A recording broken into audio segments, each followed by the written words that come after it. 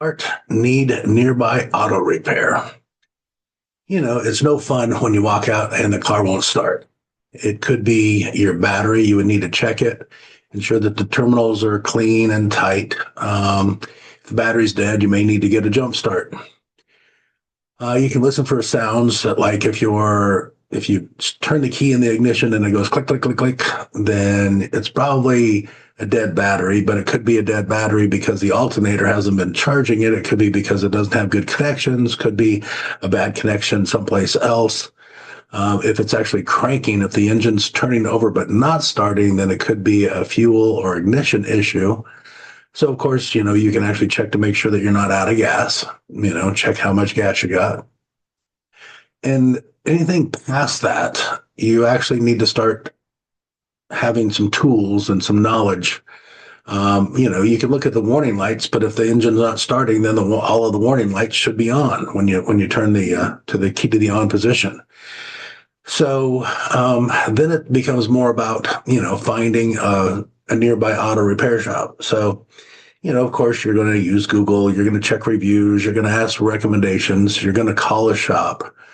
But I mean, truly, if your vehicle's not starting, then, it requires fuel, air, and a spark to cause it to ignite and explode, and it explodes inside of the cylinder and it pushes the piston down.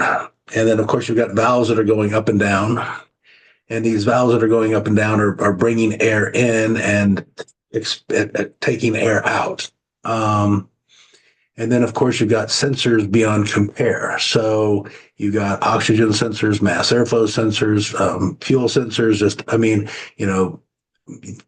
The sensors are just, there's so many of them, it's not even funny. And the connections are so big, are so many that it's not even funny.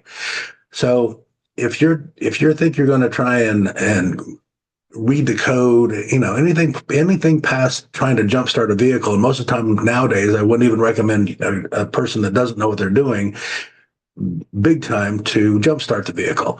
You just need to find an automotive repair shop that's going to, be able to tell if it's, really quickly and easily. Is it a bad battery? Is it a bad alternator? Is it a bad starter? If the vehicle's not turning over itself, is it a faulty fuel system, a faulty ignition system, of what's causing it not to start? And again, there's just so many. You got 20, 30, 40 onboard computers all talking together with, tens of thousands of connections, going from those computers to the different sensors and back and forth to each other. And then the main thing is actually take care of your vehicle, maintain it, find a repair shop that's going to have you and your car's best interest at heart, and let you know what they're doing with you and for you, so you never feel like they're doing something to you. You need to build a relationship. And trust goes both ways. You need to learn how to trust them, and they definitely need to learn how to trust you, because, there's an old saying on the other side of the coin, buyers are liars. And the reason that that's such a widely known thing for salespeople is because salespeople know they can't lie, but customers seem to think that it's in their best interest to lie, when nothing could be further from the truth. The more straightforward you are, the more upfront you are, the more information that you give the professional that you're dealing with, the better they're going to be able to take care of you.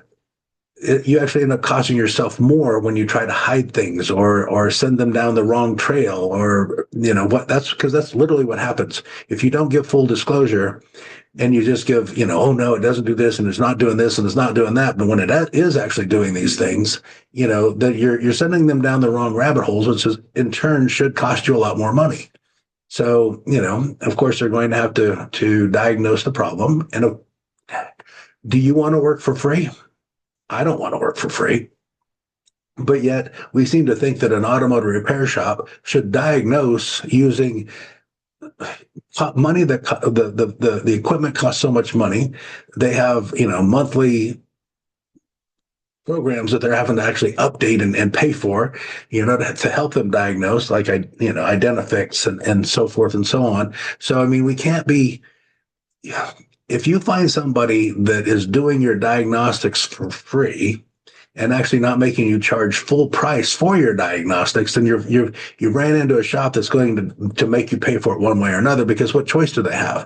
Why would you expect or even dream that you want an automotive professional that has your best interest at heart, that wants to build a relationship with you, but yet you want them to work for free? Because you heard that, some shops do that. Well, yeah, I got news for you. If they're going to stay in business, somebody's paying for it somewhere along the line, so, and then, once you find a shop that you can trust and they trust you, then maintenance happens. And the more you maintain your vehicle and the more that the more regular you go into that shop and allow them to inspect your vehicle and keep in front of all of the problems. I'm not saying that you'll never ever have a problem, but if they're checking your battery on a regular basis and they see that it's really a great battery, and then they see that it's an okay battery, now they see that it's getting weak before it causes a problem, let them replace it. Preventative maintenance is called preventative maintenance for a reason. And the reason is we're trying to prevent you from walking out and your car doesn't start. So when we have on the automotive repair side, when we have a technician that's not doing their job, not checking your car properly, that's a huge deal. But of course, think about it. You don't want to pay the technician to do the work. So why does the technician really care about doing a great job? Find a shop, follow the best preventative maintenance, that you can on your vehicle. Know unequivocally that your vehicle costs money for you to drive it. It's always just shocks me when people think that, their number one hope walking into an automotive repair shop is that it's not going to cost them any money, but yet they have a problem. And number two is that if there is a problem, it's not going to cost much. Well, it's a great hope, I guess. But if you just budgeted your money and planned for it, then ultimately, whatever's wrong with your vehicle, it's okay, because it's so much cheaper to repair and maintain this one until it rusts around your ears than it is to buy a new or used one. It's not even funny.